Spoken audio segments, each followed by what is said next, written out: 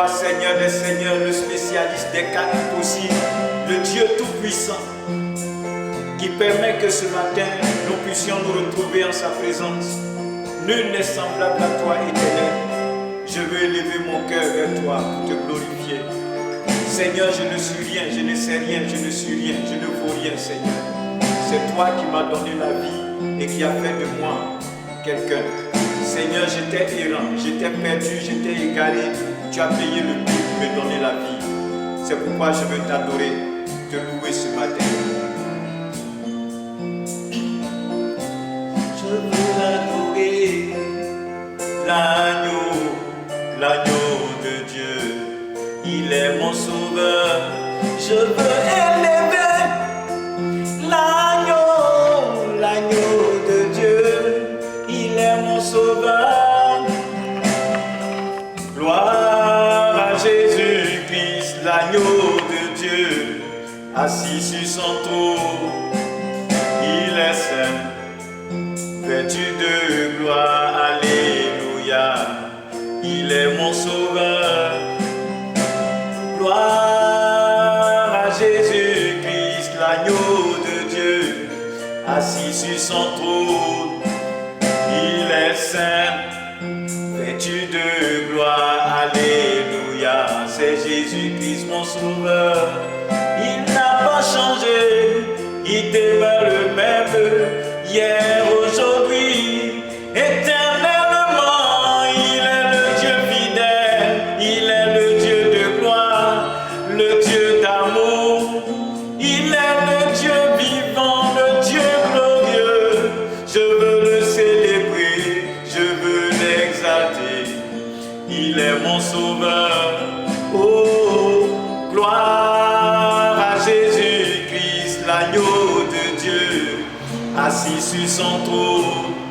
Il est saint, vêtu de gloire, alléluia. Il est mon sauveur. Oh, gloire à Jésus-Christ, l'agneau de Dieu, assis sur son trône. Il est saint, vêtu de gloire, alléluia. C'est Jésus-Christ mon sauveur. Je veux que tu adores le Seigneur avec moi ce matin, que tu t'inclines dans la présence de Dieu et que tu dises: Seigneur, c'est toi qui es mon sauveur. C'est toi qui es mon sauveur, c'est toi qui es mon sauveur, c'est toi qui es mon sauveur. Je veux te bénir ce matin. Élève la voix, commence à rendre gloire à Dieu, chante avec moi, dis à Dieu ce qui est sur ton cœur ce matin. Glorifie le Seigneur. Je veux adorer l'agneau, l'agneau de Dieu. Il est mon sauveur. Je veux exalter le roi des rois, le Seigneur des seigneurs. Il est mon sauveur. Oh, gloire à Jésus-Christ, l'agneau de Dieu, assis sur son trône. Il est saint, vêtu de gloire, alléluia. Il est mon sauveur. Gloire à Jésus-Christ, l'agneau de Dieu, assis sur son trône. Il est saint, vêtu de gloire, alléluia. C'est Jésus-Christ mon sauveur.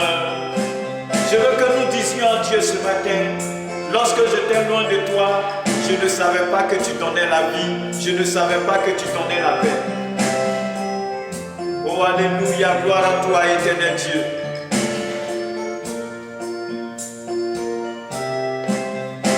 Seigneur, quand j'étais loin de toi, je ne savais pas que tu donnais la vie. Quand j'étais loin de toi, je ne savais pas que tu donnais la paix. Je ne savais pas que tu donnais la vie. Je ne savais pas que tu donnais la joie. Seigneur, quand j'étais loin de toi, je ne savais pas que tu donnais l'espoir. J'étais égaré dans le péché. J'étais prisonnier de la maladie.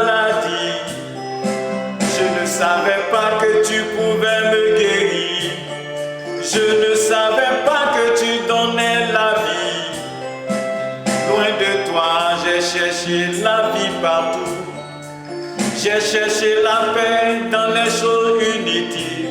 Je me suis promené sans espoir. Je ne savais pas que tu donnais la paix. Seigneur, quand j'étais loin de toi, je ne savais pas que tu donnais la joie comme ça. Seigneur, quand j'étais loin de toi, je ne savais pas que tu donnais la vie comme ça. Je ne savais pas que tu étais amour. Je ne savais pas que tu pouvais transformer. Je ne savais pas que tu avais tout payé à la croix. Je ne savais pas que tu donnais la joie. Pour moi tout était fini. Oh, pour moi tout était fini. Je n'avais plus d'espoir, oh Éternel. Je n'avais pas la paix, oh Éternel. Mais tu m'as tendu, Éternel Dieu la mère. Tu as fait de moi ton enfant, tu m'as purifié. Tu m'as tiré de la prison de Satan. Et tu m'as donné la joie de vivre. Je ne savais pas qu'il y avait la joie dans ta présence. Je ne savais pas qu'il y avait la paix dans ta présence. Tu m'as dit viens, je te donne la paix, je te donne la joie. Tu m'as donné de l'espoir. Tu m'as donné la joie de vivre. Et tu as fait de moi ton serviteur. C'est une grâce, je voudrais te célébrer. Je ne savais pas que je pouvais me tenir devant toi. Je ne savais pas que je pouvais te servir. Moi le plus grand des pécheurs, misérable pécheur. Tu m'as racheté, tu m'as purifié, Seigneur. Je ne cesserai de te glorifier, Éternel, car je ne savais pas que tu donnais l'espoir. Père, je te rends toute la gloire. Merci pour l'occasion que tu nous donnes ce matin encore. Je veux te rendre toute la gloire. Seigneur, je te dis merci parce que tu as la main sur ton peuple, parce que tu as la main sur tes enfants, parce que tu ne permets pas à l'ennemi de se réjouir. Tu nous donnes la victoire sur toute forme d'attaque, sur toute forme de maladie, sur toute forme d'oppression. Seigneur, tu es fidèle à ta parole. Et ce matin, Seigneur, je veux élever ton grand nom. Reçois toute la gloire, la louange et l'honneur. Dans le nom puissant de Jésus, je voudrais que tu dises Amen avec des acclamations. Amen avec des acclamations. Amen avec des acclamations. Que Dieu te bénisse et que la grâce de Dieu repose sur chacun. Que le nom du Seigneur soit béni. Ce matin, nous allons partager ensemble la parole de Dieu. Il y a quelques jours, nous avons célébré la Pâque et nous allons vers la Pentecôte. Nous avons dit que la célébration de la Pâque nous introduisait dans une nouvelle alliance. Nous avons célébré la Pâque le 14e jour du premier mois de l'année. Nous avons dit que la Pâque était un nouveau départ pour nous, pour l'enfant de Dieu, et que la célébration de la Pâque nous mettait à l'abri de tout ce qui était activité ténébreuse sur la terre, dans le monde, et qu'en célébrant la Pâque, en expérimentant notre Pâque personnelle, chacun se mettait à l'abri de tout ce qui est manifestation démoniaque, parce que le sang de Jésus couvre ta vie, le sang de Jésus couvre ta maison. Si tu as expérimenté ta Pâque personnelle, ne crains rien pour cette situation que l'humanité est en train de traverser. Ne crains rien, c'est des choses qui sont déjà prédites dans la Bible, c'est des choses qui doivent arriver, mais pour tous ceux qui sont fidèles à Dieu, le Seigneur les met à l'abri. Fais ce que tu as à faire en tant qu'homme. Protège-toi, mets en pratique les mesures sanitaires, lave-toi les mains, bouge-toi, mets un masque quand tu dois sortir, ne va pas dans les endroits où tu ne dois pas aller, ne sors pas parce que tu dois sortir En tout cas, laisse-toi conduire par le Saint-Esprit. Et si tu es conduit par le Saint-Esprit, que tu n'as pas une vie désordonnée, le Seigneur va t'épargner de beaucoup de choses. Mais en même temps, dans toutes ces mesures que tu vas prendre, n'oublie pas que ce que le diable veut atteindre comme objectif, c'est de tuer la vie que Dieu a mis en toi, c'est de te voler l'adoration de Dieu. Or, nous sommes là pour adorer le Seigneur, nous sommes là pour servir Dieu. Tu dois vivre pour servir et adorer Dieu. Et ce matin, nous allons partager la parole de Dieu, nous allons parler de la Pentecôte. Et nous allons prendre nos Bibles dans le livre d'Exode, Exode chapitre 23, à partir du verset 14, la Bible nous dit « 3 fois par année, tu célébreras des fêtes en mon honneur. » Et le verset 16 dit « Tu observeras la fête de la moisson, des prémices de ton travail, de ce que tu auras sémé dans les champs. » Et donc, voici, nous avons fini la Pâque. Gloire à Jésus, nous bénissons le Seigneur pour ses bienfaits, pour ce temps merveilleux qu'il permet et pour sa grâce sur la vie de chacun. Nous prions que chacun, là où tu te trouves, tu puisses te disposer pour recevoir l'instruction qui nous permettra d'entrer dans quelques semaines dans cette grande fête que nous allons célébrer à l'honneur de l'Éternel, la fête de la Pentecôte. Nous avons célébré la Pâque qui est la première saison. Quand nous lisons Exode chapitre 23, à partir du verset 14, la Bible dit 3 fois par année, tu célébreras des fêtes en mon honneur. Et donc, la Bible explique combien de fois le peuple de Dieu a besoin de se retrouver dans la présence de Dieu. Et ces fêtes-là sont des convocations solennelles que Dieu a instituées. Donc, nous avons la première saison qui est la Pâque, la deuxième saison qui est la Pentecôte et la dernière saison qui est la fête des tabernacles. Et la première saison qui est la Pâque est accompagnée de 2 petites fêtes. Et la deuxième saison, c'est la Pentecôte. La troisième saison, qui est la fête des tabernacles, est aussi précédée de 2 petites fêtes. Donc nous avons en tout 7 fêtes que le Seigneur a instituées pour que son peuple puisse se retrouver en sa présence de façon solennelle. Et ces fêtes-là, nous avons dit que c'est des moments saints et solennels qui nous permettent de comprendre combien de fois Dieu a marché avec son peuple par le passé, comment il marche avec son peuple aujourd'hui et comment il va marcher avec nous dans l'avenir. Donc, c'est des moments qu'il faut considérer et c'est des moments qu'il faut célébrer. Et chaque fête nous conduit à une bénédiction particulière. Nous avons célébré la Pâque qui est notre délivrance et chacun expérimente sa Pâque personnelle lorsque tu rentres en communion avec le Seigneur, quand tu acceptes le Seigneur Jésus comme ton Seigneur et ton Sauveur personnel, tu expérimentes ta Pâque personnelle. Et maintenant, après la Pâque, il faut que chacun entre dans un autre niveau de l'adoration de Dieu. Il faut que chacun entre dans une nouvelle communion avec le Seigneur. Donc c'est important que le peuple de Dieu puisse comprendre ces choses et célébrer ces fêtes-là en l'honneur de l'Éternel. Donc, quand nous prenons Lévitique 23, il dit, depuis le Lévitique 23, à partir du verset 15, depuis le lendemain du sabbat, du jour où vous apporterez la gerbe pour être agité de côté et d'autre, vous compterez 7 semaines.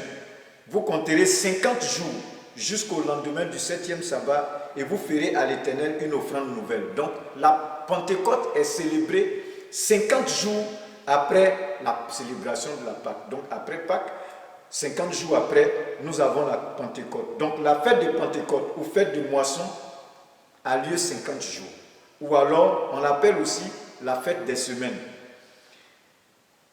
Quand nous lisons Deutéronome 16, que nous allons prendre en Deutéronome 16 à partir du verset 9, Deutéronome 16 à partir du verset 9, il est dit, tu compteras 7 semaines dès que la faucille sera mise dans les blés et tu compteras et tu commenceras à compter 7 semaines. Puis tu célébreras la fête des semaines et tu feras une offrande volontaire selon les bénédictions que l'Éternel ton Dieu t'aura accordées.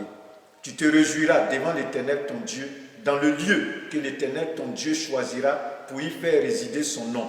Toi, ton fils, ta fille, ton serviteur et ta servante, le lévite qui sera dans tes portes et l'étranger, l'orphelin et la veuve qui seront au milieu de toi. Tu te souviendras que tu as été esclave en Égypte et tu observeras et mettras ces lois en pratique. Donc, Dieu demande que son peuple célèbre ces fêtes-là en son honneur.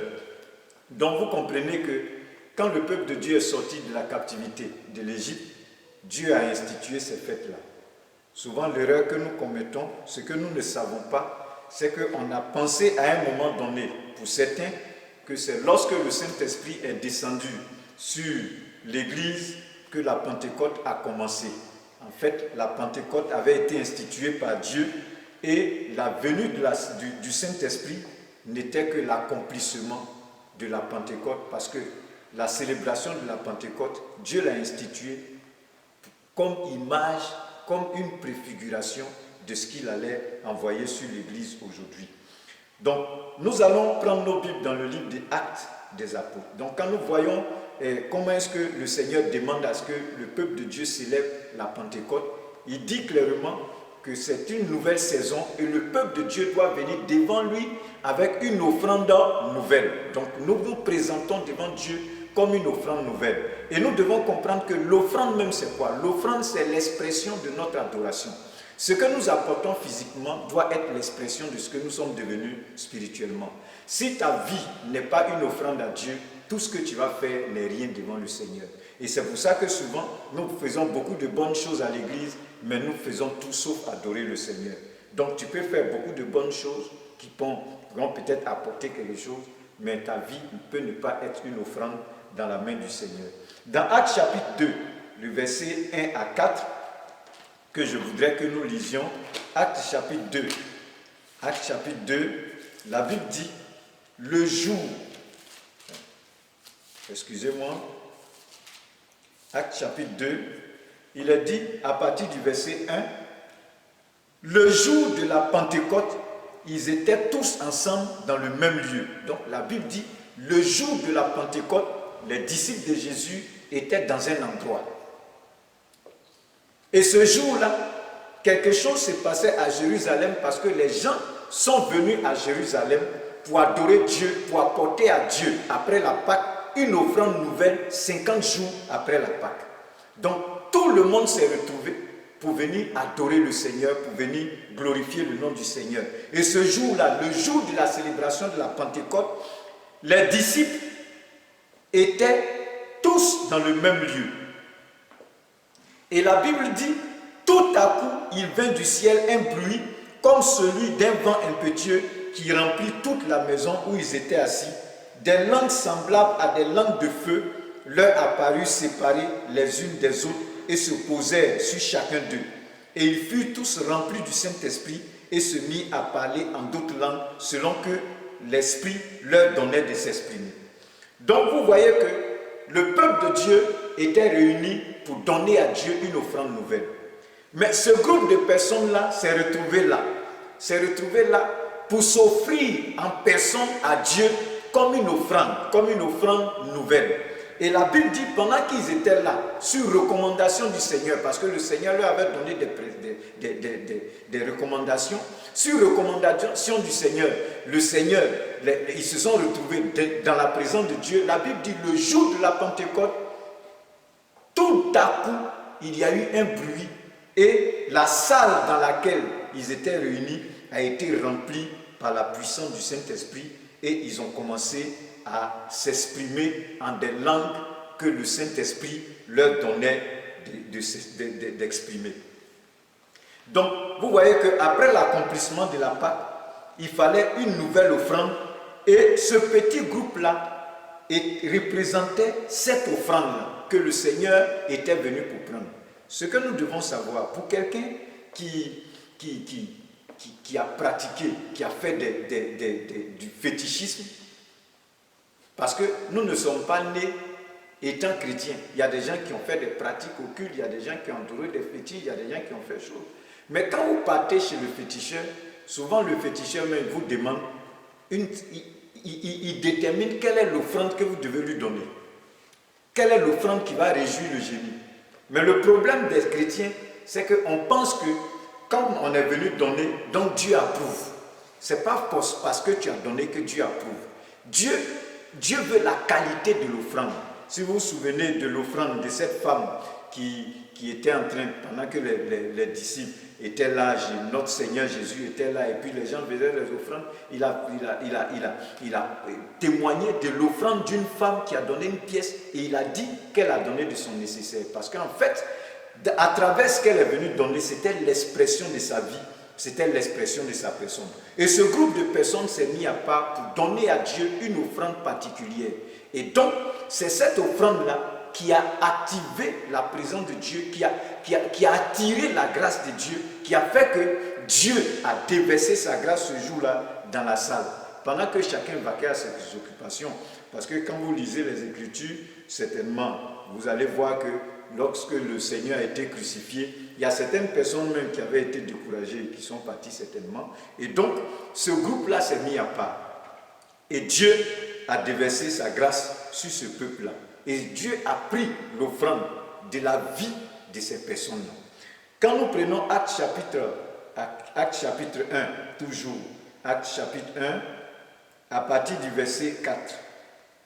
Actes chapitre 1, à partir du verset 4, la Bible dit, comme il se trouvait avec eux, il leur recommanda de ne pas s'éloigner de Jérusalem, mais d'attendre ce que le Père leur avait promis, ce que je vous ai annoncé, leur dit-il. Car Jean a baptisé d'eau, mais vous, dans peu de jours, vous serez baptisés du Saint-Esprit. Vous allez voir qu'il n'a même pas donné de date, il n'a pas déterminé quel jour vous allez être baptisés du Saint-Esprit, mais il dit attendez l'accomplissement de la promesse. Et Dieu pouvait envoyer cette promesse-là, dès qu'il est parti, il pouvait envoyer un autre jour. Mais il a attendu le jour de la Pentecôte parce que la Pentecôte qui était célébrée était une image de ce que le Seigneur voulait accomplir dans la vie de l'Église. Donc il a attendu le jour de la Pentecôte pour accomplir la Pentecôte, pour que le peuple de Dieu sache que cette Pentecôte-là, ce jour qu'il a fixé pour recevoir du peuple une offrande nouvelle, n'était qu'une image de l'Église qui allait représenter cette offrande nouvelle-là pour que le monde entier ait le témoignage de la vie de Dieu, ait le témoignage de Christ. Donc le Seigneur reçoit l'offrande de la vie de ces personnes-là, il récupère ce noyau-là comme une offrande nouvelle. Quand nous lisons Actes chapitre 22, Actes chapitre 22 à partir du verset 20, Actes 22 à partir du verset 20, Actes 22 à partir du verset 20, il est écrit, lorsqu'on répandit le sang d'Étienne, ton témoin, j'étais moi-même présent, joignant mon approbation à celle des autres et gardant les vêtements de ceux qui le faisaient mourir. Ici, vous voyez que le Seigneur, à travers ce texte-là, nous révèle quelque chose de très important. Voici que notre bien-aimé Paul, qui était un criminel, qui était un persécuteur de l'Église, il se trouve que la vie de Paul va être transformée par la puissance du Saint-Esprit. Donc en fait, lorsque quelqu'un a expérimenté la puissance de Dieu, ton état, c'est-à-dire ta vie spirituelle même, ta vie, ta façon de comprendre, ta façon de voir les choses, c'est que tu étais, ton identité change. Donc c'est quand même bizarre de voir des personnes qui prient, qui parlent en langue, qui prophétisent, mais qui ont encore leur ancienne vie. Souvent, on pense qu'avoir une nouvelle vie, c'est lorsque tu es passé peut-être de l'état de précarité financière, désormais tu as beaucoup d'argent, ou bien tu as une grosse voiture, ou bien tu vis dans un quartier IP. Ce n'est pas ça. C'est-à-dire que quand on regarde quelqu'un qui a le Saint-Esprit, on doit voir en lui la vie de Dieu. On doit voir qu'il y a quelque chose qui a changé. Sa vie ancienne n'est pas là. Et là, l'apôtre Paul pouvait dire, j'ai été crucifié avec Christ. Et si je vis, ce n'est plus moi qui vis, c'est Christ qui vit en moi. Parce que quand tu le regardes, tu vois Christ. C'est après la manifestation de Dieu à la Pentecôte que lorsque le peuple d'Antioche a vu les chrétiens, les disciples de Jésus, ils les ont regardés et puis ils ont dit, ceux-là, on va les appeler chrétiens parce qu'ils reflètent l'image de Christ. Donc, lorsque nous expérimentons la puissance de Dieu, nous reflétons l'image de Christ. Et quand nous reflétons l'image de Christ, ce n'est pas nous qui parlons, mais c'est la personne qui est en nous qui s'exprime. Et tout œil voit, même quand un païen qui n'aime pas Dieu te voit, il sait qu'il y a quelque chose qui est en toi qui est différent. Et ça, c'est important de savoir. Dans Apocalypse 2, le verset 13, Apocalypse 2, le verset 13 nous dit, Apocalypse 2, le verset 13 nous dit, et je vais lire, il a dit, je sais où tu demeures, je sais que là est le trône de Satan. Tu retiens mon nom et tu n'as pas renié ma foi. Même au jour d'Antipas, mon témoin fidèle, qui a été mis à mort chez vous, là où Satan a sa demeure. Donc vous voyez que lorsque quelqu'un a reçu le Saint-Esprit, la crainte, la peur d'échouer, la peur de perdre quelque chose, la peur de perdre ses intérêts disparaît. Et là, le Saint-Esprit te donne la capacité qu'il faut pour affronter les forces des ténèbres. Donc cette offrande était une offrande volontaire, un sacrifice, une soumission totale à la volonté de Dieu. Donc c'est des gens qui ont pris l'engagement de se soumettre totalement à la volonté de Dieu. Et quand quelqu'un prend l'engagement de se soumettre totalement à la volonté de Dieu, le Seigneur lui donne les capacités nécessaires pour affronter toutes sortes de difficultés, toutes sortes d'épreuves qui se mettent au-devant de lui. Et les épreuves que nous rencontrons deviennent des défis. Et le Seigneur nous donne l'onction pour relever ces défis. Donc, peuple de Dieu, je voudrais nous exhorter à nous préparer à la célébration de la Pentecôte. La Pentecôte, comme je l'ai dit, c'est une offrande nouvelle après la Pâque que nous apportons à Dieu. Que chacun se prépare pour que sa vie soit une offrande nouvelle qu'il apporte à Dieu. C'est vrai que tu te prépares à venir donner quelque chose, peut-être que c'est de l'argent ou bien tu as préparé quelque chose que tu vas apporter à ton église, à l'église ou bien au peuple de Dieu. Mais tu dois savoir que tout ce que tu vas faire ne doit être que l'expression de ta communion avec Dieu. Il ne faudrait pas que ton offrande exprime autre chose et puis toi-même ta mentalité exprime autre chose. En ce moment-là, tu ne vas pas voir la gloire de Dieu. Donc, il faudrait que notre vie soit encore une offrande devant le Seigneur. Pourquoi 50 jours après la Pâque? 50 jours après la Pâque pour que le peuple de Dieu sache que c'est vrai, tu vas être racheté, tu as été racheté, mais il te faut quelque chose qui te permettra d'adorer Dieu. Et sans le Saint-Esprit, on ne peut pas adorer Dieu. On ne peut pas adorer Dieu. Il a dit, sans mon esprit, vous ne pouvez rien faire. Donc celui qui n'a pas le Saint-Esprit se débat, il se débat. Mais quand tu as le Saint-Esprit nous donne la capacité qu'il faut pour être dans la présence de Dieu. Donc Dieu est prêt à nous recevoir avec nos défauts, nos craintes, nos peurs, et nous faire entrer dans une autre révélation de sa puissance. C'est pourquoi il dit, vous recevrez une puissance survenant sur vous, et vous serez mes témoins, et vous serez mes martyrs, des gens qui n'ont plus peur, des gens qui n'ont plus honte, des gens qui n'ont plus d'intérêt, ils n'ont plus quelque chose à préserver, ils n'ont plus quelque chose à cacher, ils n'ont plus quelque chose à garder. Parce que quand quelqu'un expérimente sa Pentecôte, sa vie est éclairée. Si quelqu'un a quelque chose encore à cacher, ça veut dire que tu n'as pas encore expérimenté le Saint-Esprit. Et souvent, c'est ça, le problème de certaines personnes qui disent que oui, je vais à l'église, je suis baptisé. La vie chrétienne n'a rien à voir avec le poste que tu occupes. La vie chrétienne n'a rien à voir avec l'argent que tu envoies au pasteur, l'argent que tu envoies à l'église, le nombre de temples que tu as construits, le nombre de choses que tu as fait à l'église, même si tu nourris les veuves et les orphelins. La vie chrétienne n'est pas déterminée par ça. Il faut que tout ce que tu fais soit l'expression de ta communion que tu entretiens avec le Seigneur. Si c'est pour faire plaisir aux gens, c'est zéro. Si c'est pour qu'on parle de toi, on parlera de toi. Si c'est pour qu'on te voit, on va te voir. Mais l'homme peut te voir et puis Dieu ne peut ne pas te voir. Donc après la délivrance, il faut une transformation. Souvent on a changé, mais on n'est pas transformé. On a changé, ça veut dire quoi? Ça dit avant on ne partait pas à l'église, maintenant on va à l'église. Donc on a changé. Mais la transformation, ce n'est pas le fait qu'on parte maintenant à l'église. La transformation, j'étais voleur, je ne suis plus voleur. Et l'esprit même de vol n'est plus à moi. C'est ça la transformation. Donc si je vais à l'église, étant toujours voleur, j'ai changé. Avant, je ne partais pas à l'église, maintenant je vais à l'église, j'ai changé. Mais ma vie n'est pas transformée. Celui qui nous transforme, c'est le Saint-Esprit.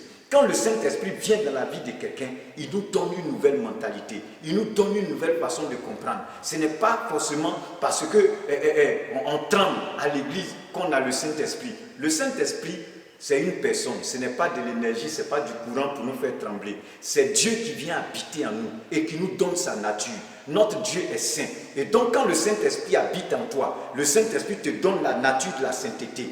Donc quand tu donnes ta vie à Dieu comme une offrande nouvelle, le Seigneur accomplit une œuvre nouvelle dans ta vie pour faire de toi la personne qu'il veut que tu sois. Et quand ta vie est transformée, tu vas voir que toutes les promesses de Dieu vont commencer à s'accomplir dans ta vie.